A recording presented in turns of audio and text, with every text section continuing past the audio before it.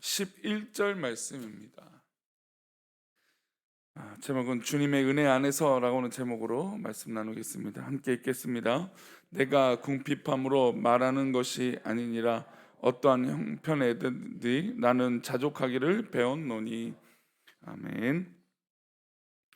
기도하겠습니다. 하나님, 오늘도 귀한 새벽을 또 귀한 하루를 살아가며 또 이 새벽의 제단을 깨우고 하나님 앞에 기도하는 은혜를 허락하여 주셔서 하나님 감사합니다. 우리에게 한량없는 은혜를 부어주시고 우리에게 험한 풍파 몰아칠 때도 하나님 주님이 나를 인도하시고 붙들어 주실 것을 믿사오니 우리가 그 은혜로 살아가는 기쁨과 은혜가 넘치게 하여 주옵소서. 이 새벽에 하나님, 새벽의 제단을 깨우고 일천번제로 기도하는 기도의 제목들이 있습니다. 하나님 응답하여 주시고 또 예배에 나와 범사에 감사하여 드리는 귀한 예물을 축복하여 주시옵소서. 오늘도 이 말씀을 나누며 또 우리 성도들과 함께 기도할 때 은혜의 시간 되게 하실 것을 믿사오며 거룩하신 예수님의 이름으로 기도올리옵나이다. 아멘. 프랑스의 유명한 철학자인 자크 라킹은 이런 말을 했습니다. 인간은 타인의 욕망을 욕망한다. 그러니까 다른 사람들이 그 욕심을 내는 그 욕망을 다른 사람이 따라하는 욕망이 있다라는 것이죠. 지금 이 말은 사실 우리 현대에 살아가는 우리들에게 가장 어떤 의미를 부여하는 말인 것 같습니다. TV에 나오는 물건을 어떤 사람이 소유했으면 나도 그렇게 하겠다. 소위 말하는 투기 현상이 일어날 때를 보면 저 사람이 누리는 어떤 그런 이 부와 어떤 성공, 뭐 때로 어떤 그런 따라가는 어떤 그런 이 문화들, 이 타인이 부리는 그 욕심들을 나도 해야지라고 하는 부분에서 이 발생이 많이 된다라는 겁니다. 평소에는 명품에 대한 관심이 없다가 어떤 친구가 아니면 친한 사람이 하게 되면 나도 저것을 갖고 싶다라고 하는 것. 사실 우리 새벽 예배 나오신 분들은 뭐 이런 욕망은 그렇게 없어 보입니다만 어쨌든 인간이 그런 비교와 타인에 대한 그 어떤 소유에 대한 내 소유욕을 갖고자 하는 이 욕심이 생긴다라는 것이죠. 옆집의 아이가 뭐 명문대학을 가면 우리 아이도 뭐 그렇게 진학을 시켜야 어떤 그런 기쁨을 누린다라고 하는 그런 의미들. 자녀들의 기쁨이 마치 내 성공에 되는 양 다른 자녀도 그런 비교 의식으로 같이 자라겠다고 키우겠다라고 하는 이 부모의 욕심들. 타인의 욕망이 내 욕망이 되어서 또 다른 욕망을 향하여 달려가는 현상이 우리 현대 사회 가운데 많다라는 겁니다. 그래서 현대 사회에 알 수 없는 질병, 그 스트레스는 우리가 그 스트레스를 다스리지 못하는 경우도 있지만 지금의 현대의 이 스트레스는 이런 이 탐욕에서 오는 질병들이 굉장히 많다라는 겁니다. 그러니까 감사하고 자족하고 기뻐하고 또 때로는 순종하고 또 때로는 그것의 어떤 이 현상에 대해서 인정할 줄 아는 이 마음이 생기면 그렇게 강한 또 다른 스트레스를 받지 않은데 무조건 그것을 이겨야 되고 내가 뭐 성공을 해야 되고 또 내가 그것을 소유해야 된다라고 하는 욕심으로 말미암아 이런 질병들이 많이 온다는 겁니다. 그래서 7가지 제약을 첫 번째로 얘기할 때 무엇을 얘기하냐면 교만을 얘기해요. 이게 교만이요, 사실 어디서 나오는가 하면은 그 인간의 탐욕에서 나온다는 걸 알 수 있죠. 나도 저 사람보다 더, 내가 저보다도 더라고 하는 마음, 이 욕망. 근데 그 욕망은 결국에 교만을 불러오는 것을 우리가 알 수 있는 것이죠. 오늘 본문에서 바울은 지금 우리에게 주신 환경에 자족하고 사는 것이 얼마나 아름다운 것인지 깨닫게 해주고 있어요.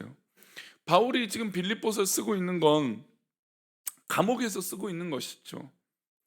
물론 그가 가택연금 그 똑같은 감옥은 분명히 아닙니다. 그럼에도 그는 분명히 활동에 제약이 되고 감옥이라고 하는 이 감시자가 있는 것입니다. 그런데 빌립보서를 읽으면 어떤 단어가 많이 등장하냐면 기쁨이라고 하는 단어가 등장합니다. 그러니까 본인이 감옥에 있고 곧 어떻게 보면 순교의 날, 죽음의 날을 앞두고 있는 사람이 기쁨이라고 하는 단어가 등장하는 것을 볼 때 바울 사도가 얼마나 그의 삶이 변화되었는지, 또 하나님 은혜로 살고 있는지 말씀해주고 있는 것입니다. 게다가 오늘 말씀은 자족이라고 하는 단어를 사용하고 있어요. 우리 11절 말씀입니다. 다시 보겠습니다. 내가 궁핍함으로 말하는 것이 아니니라. 어떤 형편이든지 나는 자족하기를 배웠노니.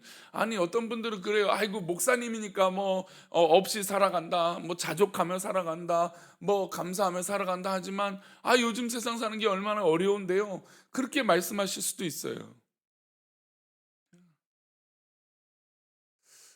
저희 가정에 그런 말씀을 하신 분이 없어서 참 우리 교회 성도들은 성숙하다고 저는 봐요. 가끔 어떤 분들은 아유, 목사님 사모님이 자녀가 없어서요, 그런 얘기들을 종종 하실 때가 있어요.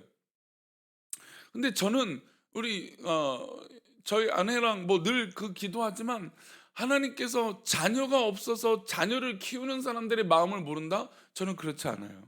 확신해요. 왜 확신하냐면, 하나님께서 이 성도들을 돌보고 성도들을 위해서 기도하는 건 자녀를 주신 그 기쁨으로 이 목회를 하고 있기 때문이에요. 물론 우리 성도들의 성에는 안 찰 수도 있을지 모르겠습니다. 하지만 저희의 부부의 감사의 조건은 바로 그거예요. 없으니까 또 다른 은혜를 찾을 수 있는 것이죠.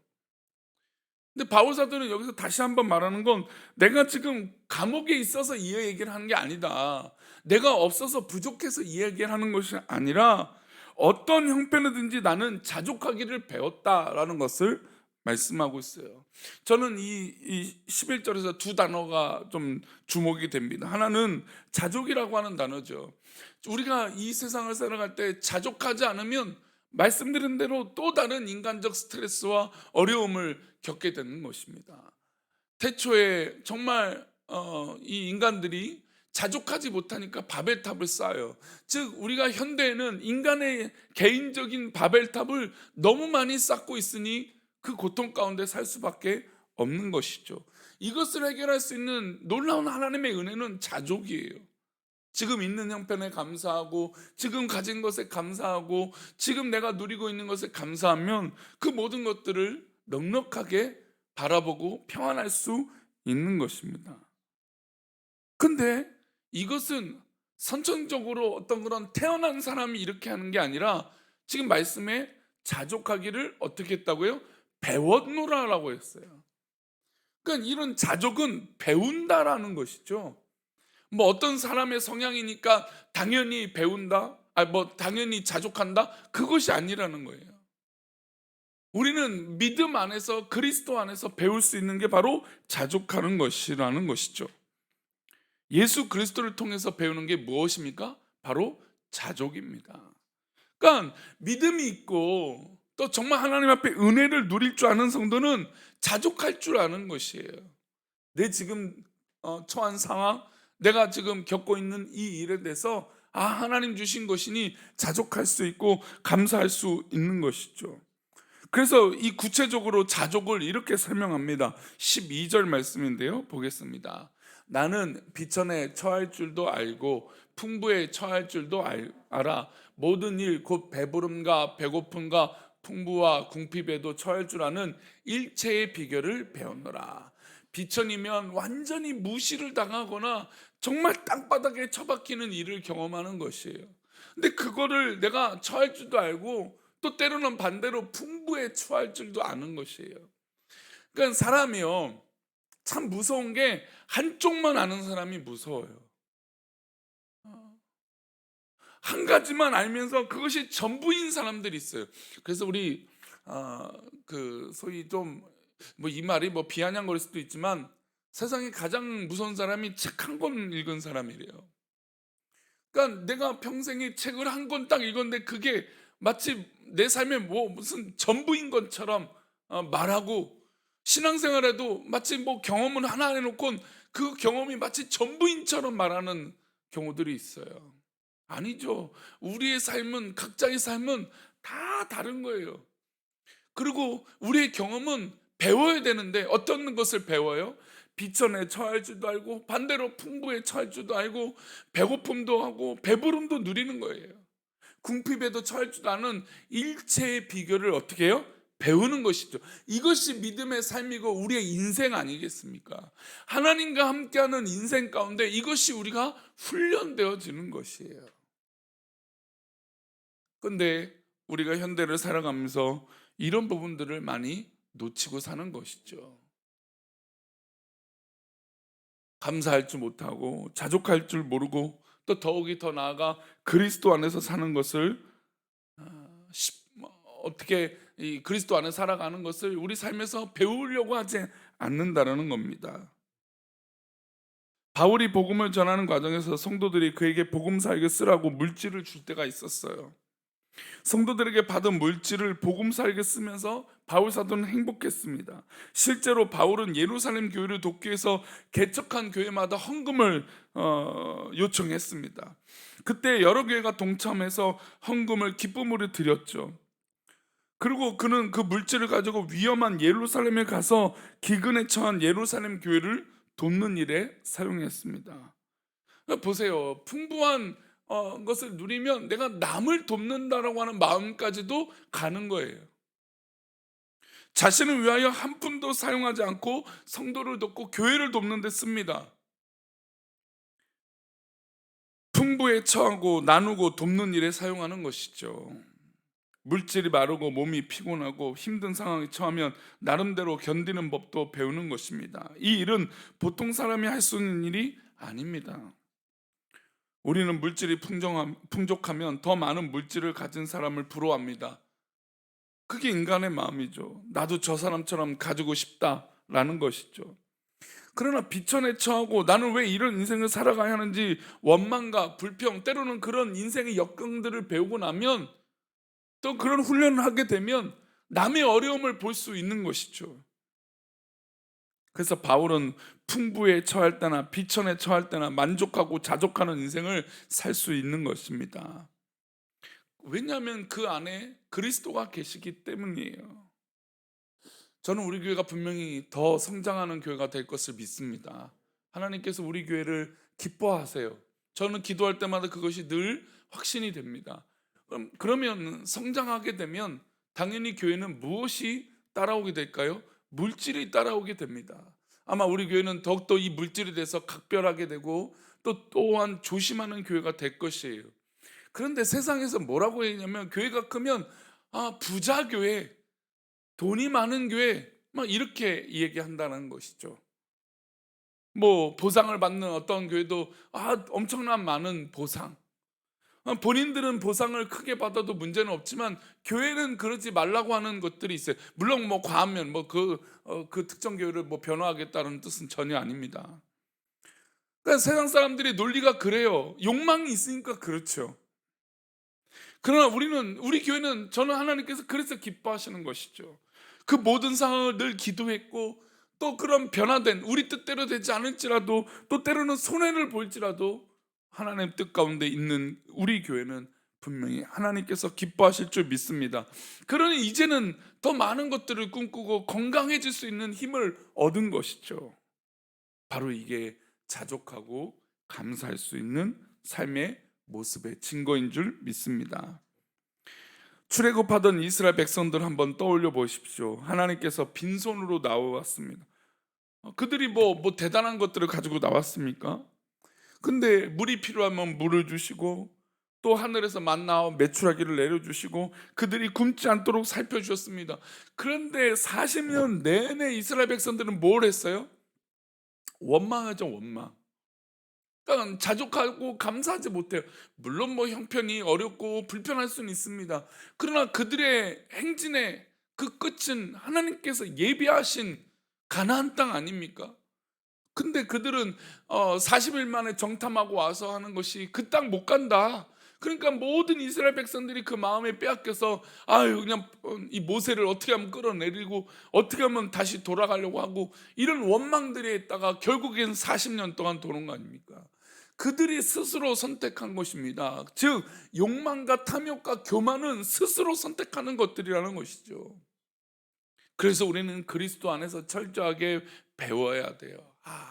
그리스도 안에서 우리 주님이 얼마나 비천에 빠졌습니까? 십자가 앞에서 그 수많은 사람들이 조롱하고 굴욕을 시키지 않으셨습니까? 왕이신 하나님이, 하나님의 아들이신 예수님이 그런 모욕과 고통을 당하셨습니다. 그런데도 우리를 사랑하셔서 십자가를 이기신 거 아닙니까? 그러니 우리가 배울 수 있는 건 그리스도의 마음을 배워서 승리할 수 있는 것입니다. 바울은 겸손했습니다. 그래서 이런 은혜가 있으니까 내가 이 일을 할 수 있다. 그러니까 자족하니까 내가 이런 능력이 있다라고 말해요. 우리 13절 말씀인데요. 함께 읽겠습니다. 시작.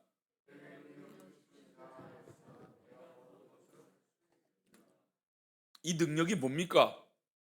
이 능력이 무슨 대단한 어떤 이 다른 사람과 비교해서 능력이 있는 그 능력일까요? 아니죠. 이 능력은 자족하는 능력이고 그리스도 안에 있는 것이 능력인 것이죠. 그래서 내가 모든 것을 할 수 있는 힘과 능력은 없어도, 부족해도, 가난해도, 비천에 처해도, 궁핍해도 할 수 있는 것이죠. 왜 그렇습니까? 바로 주 안에 있기 때문이에요.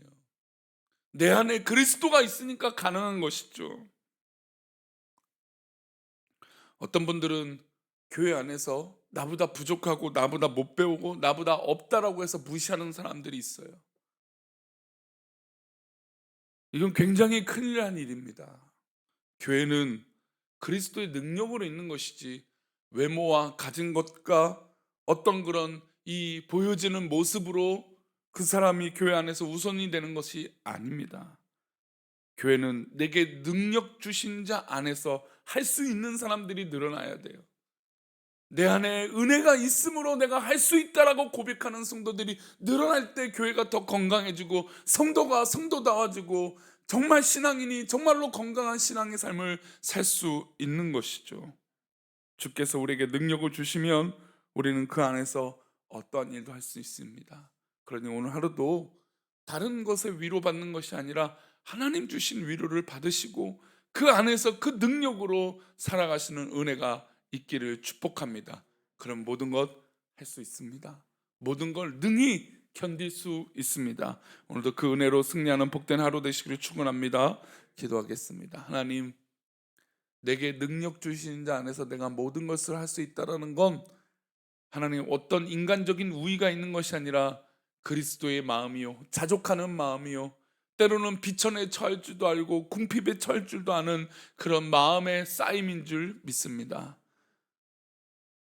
물론 우리가 더 많은 것을 가지고 더 많은 것을 풍요롭게 살면 좋겠지만 우리 인생이 또 그렇지 않지 않습니까? 하나님, 우리가 그럴 때마다 하나님의 은혜를 믿고 하나님의 인도하심을 믿어 자족하고 감사할 수 있는, 그래서 교만과 멀어지고 욕망과 멀어지고 탐심과 멀어지는, 그래서 우리의 인간적인 스트레스들이 하나하나 없어지는 그런 자족의 기쁨과 자유함이 있게 하여 주옵소서.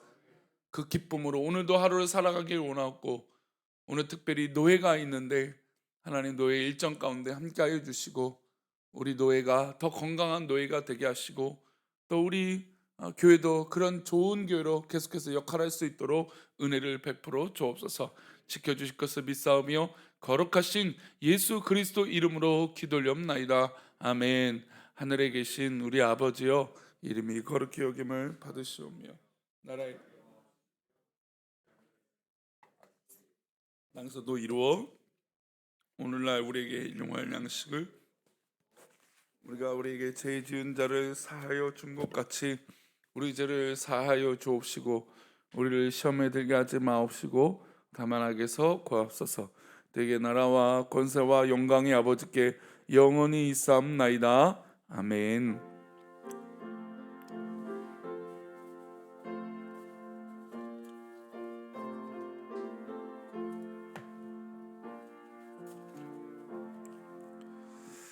네, 오늘도 주님의 은혜 가운데 살아가며 정말로 하나님 주시는 이 기쁨과 자족함으로 우리 성도님들이 근심이 떠나가기를 축복합니다. 우리 각자 감사의 고백을 하며 기도하시다가 돌아가시도록 하겠습니다. 같이 기도합니다.